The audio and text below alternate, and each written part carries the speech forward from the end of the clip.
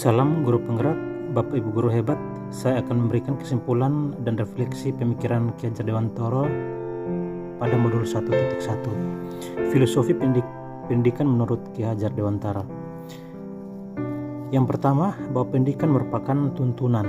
Artinya bahwa sebagai guru, tugas kita itu menuntun, memfasilitasi atau membantu anak-anak untuk menemukan kodratnya yang masih samar-samar itu agar dapat memperbaiki lakunya hidup sesuai kodrat yang dimilikinya hingga mencapai keselamatan dan kebahagiaan yang setinggi-tingginya sebagai manusia dan anggota masyarakat. Yang kedua, pendidikan merupakan kemerdekaan. Artinya bahwa pendidikan itu proses memanusiakan manusia menjadi manusia. Bahwa manusia harus merdeka baik lahir maupun batin, tidak tergantung pada orang lain, akan tetapi bersandar atas kekuatannya sendiri. Yang ketiga, permainan anak dapat menjadi bagian dari pembelajaran di sekolah. Artinya bahwa di dalam permainan anak-anak dapat ditemukan kodratnya serta banyak didikan di dalam permainan itu. Pendidikan itu berbudi pekerti. Maksudnya di dalam pendidikan ada proses belajar yang harus sesuai dengan cipta, rasa, dan karsa. Cipta itu berkaitan dengan kognitif atau kemampuan berpikir untuk menciptakan sesuatu yang baru. Rasa itu berkaitan dengan afektif atau tanggapan hati terhadap sesuatu yang akan dibuat. Dan karsa itu berkaitan dengan psikomotor atau aktivitas sebagai praktik untuk mewujudkan cipta dan rasa. Cipta dan rasa dan karsa akan menghasilkan budi pekerti.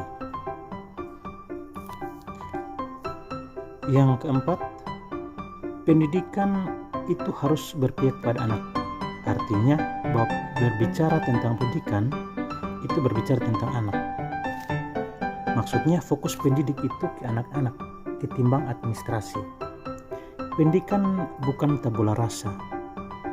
Anak bukan kertas kosong yang digambar sesuai keinginan orang dewasa, melainkan anak itu terlahir dengan kodratnya yang masih samar-samar, sehingga sebagai pendidik hanya membantu menebalkan garis yang samar-samar itu agar menjadi manusia yang seutuhnya atau manusia yang merdeka.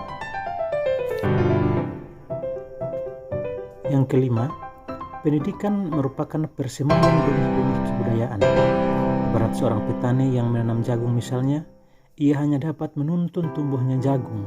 Ia dapat memperbaiki kondisi tanah, memelihara tanaman jagung, memberi pupuk dan air, membasmi ulat-ulat atau jamur-jamur yang mengganggu hidup tanaman jagung itu. Dari pernyataan kesimpulan di atas, ada pesan kunci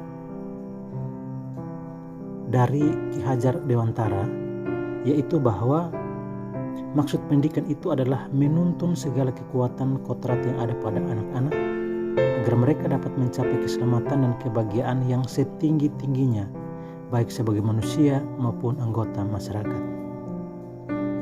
Yang kedua, bahwa guru dan murid harus berkolaborasi untuk menginisiasi atau menciptakan kedalaman, rasa takjub dan kasmaran spiritual, intelektual, dan sosial untuk mencapai keselamatan dan kebahagiaan sebagai manusia. Yang ketiga, bahwa siswa dan guru merdeka belajar yang berkolaborasi bersama menggali dan mengembangkan potensi siswa dan mengakomodasi karakteristik masing-masing untuk mewujudkan student well-being. Yang berikut ada beberapa pertanyaan pemantik sebagai refleksi pemikiran Ki Hadjar Dewantara.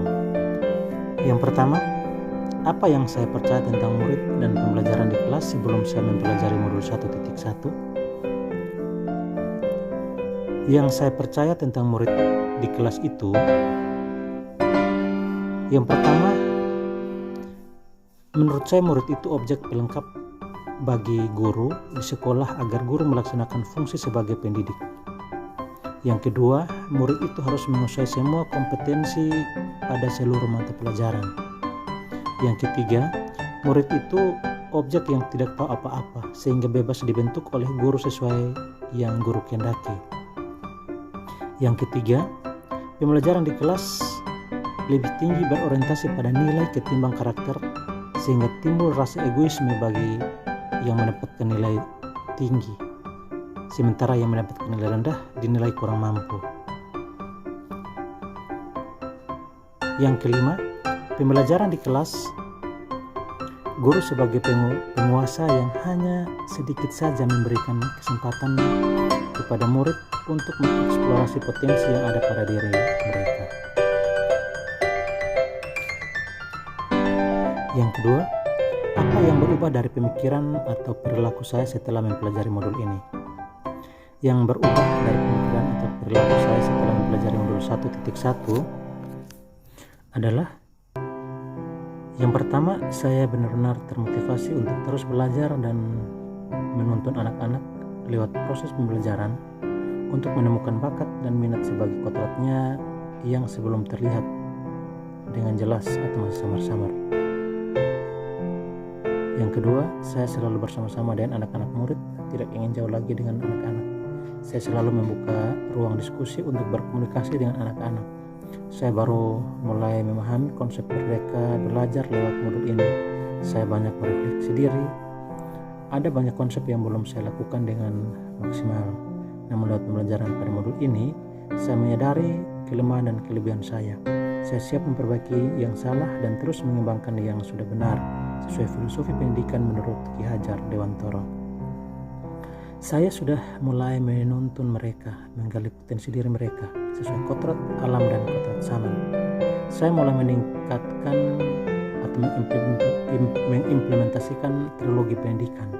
Saya belajar berkreasi, berinovasi, berkolaborasi, dan berefleksi dalam proses pembelajaran di kelas. Yang ketiga, apa yang bisa segera saya terapkan lebih baik agar kelas saya mencerminkan pemikiran Ki Hajar Dewantara? Yang dapat saya terapkan agar kelas mencerminkan pemikiran Ki Hajar Dewantara adalah yang pertama, menerapkan konsep merdeka belajar.